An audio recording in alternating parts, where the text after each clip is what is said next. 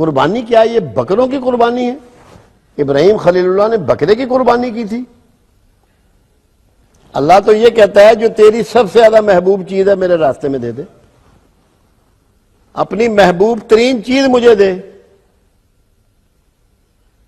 تو اس وقت ان کے پاس سب سے محبوب چیز کیا تھی؟ ان کا بیٹا، اکلوتا بیٹا، 98 سال کی عمر میں ملا ہوا بیٹا۔ تو جس چیز سے سب سے زیادہ محبت تھی اس کو دیا۔ ہم 20,000 کا بکرا دے کے سمجھتے ہیں کہ بڑا تیر مار لیا۔ آج ہم کیا کر سکتے ہیں؟ اب بیٹے کو آپ اللہ کی راہ پہ لگا سکتے ہیں۔ اللہ کی راہ میں نہ لگائیں، اللہ کی راہ پہ لگا دیں۔ اس کو کہیں کہ یار تو تعلیم ضرور حاصل کر، مگر اللہ کے پروگرام کو بھی لے کے آگے چل، اگر آپ قربانی دینا چاہتے ہیں۔ بکرے سے نہیں بات بنے گی، یہ تو روایت ہے۔ جس سے آپ محبت کرتے ہیں، جس سے آپ کو بڑی چاہت ہے، جس کے ساتھ آپ کا مستقبل وابستہ ہے، کہ تو یار رب دے کام تے لگ جا، ایک یہ قربانی ہے۔ اور دوسری ایک اور اس کے بعد آپ کی چاہت کیا ہے؟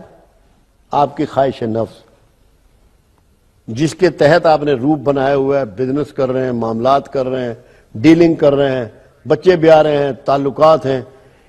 آپ کی خواہش نفس، اس کو قربان کر دیں اور اللہ کی خواہش پر چلنا شروع کر دیں۔ بکرے سے نہیں بات بننی، بات بنے گی قربانی، جس چیز سے چاہت ہے، جس سے محبت ہے، اس کی قربانی۔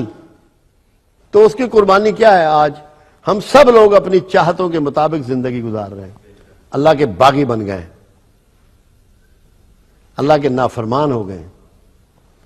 اللہ کی نافرمانی اور بغاوت چھوڑ کے اس کے فرما بردار ہو جائیں اور اس کی چاہت پر چلنا شروع ہو جائیں، آپ کی قربانی پوری ہو جائے گی۔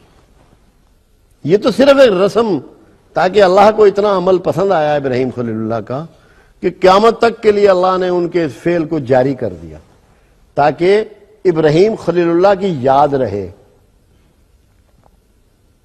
اب آپ سوچئے، یہاں پھر حاجرہ علیہ السلام کا کریکٹر ہے کہ بیٹے کو اپنے ہاتھوں سے دے رہی ہیں کہ جب اللہ کی یہ مرضی ہے تو لے جا اس کو۔ تو ماں کا یہ کردار بھی دیکھنا ہے، ماں کو اس لیول پر بھی پرکھنا ہے۔ پھر ابراہیم خلیل اللہ کا ہے، ان کو کتنا یقین ہے کہ یہی اللہ کی مرضی ہے۔ کتنے برگزیدہ پیغمبر ہیں، مگر اپنے خواب کا سچ ہونے کا کتنا یقین ہے،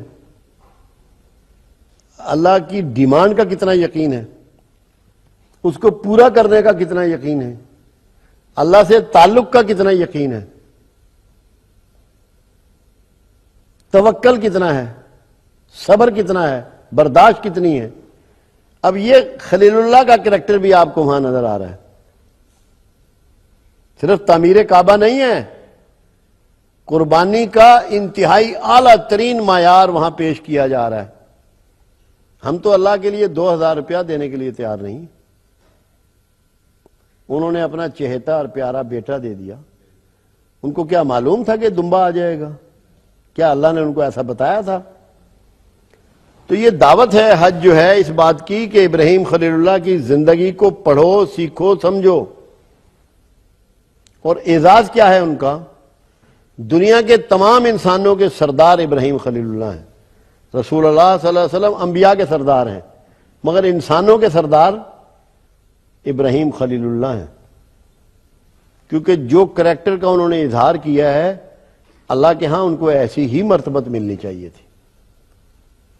تو اگر آپ چاہتے ہیں کہ انسانوں میں آپ کو امامت مل جائے، انسانوں میں آپ کو عزت مل جائے، انسانوں میں آپ کو چودراہ مل جائے، انسانوں میں آپ کو سرداری مل جائے، انسانوں میں آپ معزز ہو جائیں، رشتہ داروں میں آپ معزز ہو جائیں، کاروباری حلقے میں آپ معزز ہو جائیں، قربانی کو سیکھ لیں۔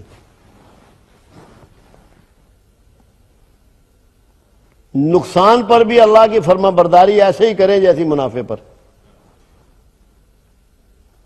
تو اگر آپ نے اللہ کی فرما برداری کو اپنا لیا اور نقصان کی پرواہ نہ کی اپنے افکار اپنی سوچوں کو اللہ کی راہ میں قربان کر دیا، خواہش نفس کو قربان کر دیا، تو جس طرح اللہ نے ابراہیم کو معزز کیا آپ کے معاشرے میں آپ کو معزز کرے گا۔ کرنا آپ نے بکرے سے نہیں ہوگا، وہ صرف روایت ہے، ایک سمبولک بات ہے، مگر جو اس کے پیچھے کوڈ ہے اس کو سیکھنا پڑے گا، اس کو سمجھنا پڑے گا، اس کو اپنانا پڑے گا۔ تو اگر ادھر ہم نہ گئے اصل منزل کی طرف، اصل راستے کی طرف، تو یہ قیامت تک رسم و رواج چلتے رہیں گے، حاصل کچھ نہیں ہوگا۔ اگر حصول چاہتے ہیں کہ اللہ کا قرب ہو، رسول اللہ کا قرب ہو، معاشرے میں عزت ہو، فلاحی زندگی ہو، اچھی صحت ہو، تو آپ کو ان افکار کو جو ان میں چھپے ہوئے حکمتیں ہیں سمجھنا پڑے گا، اس کے مطابق زندگی گزارنا پڑے گی، ورنہ بات نہیں بننے والی۔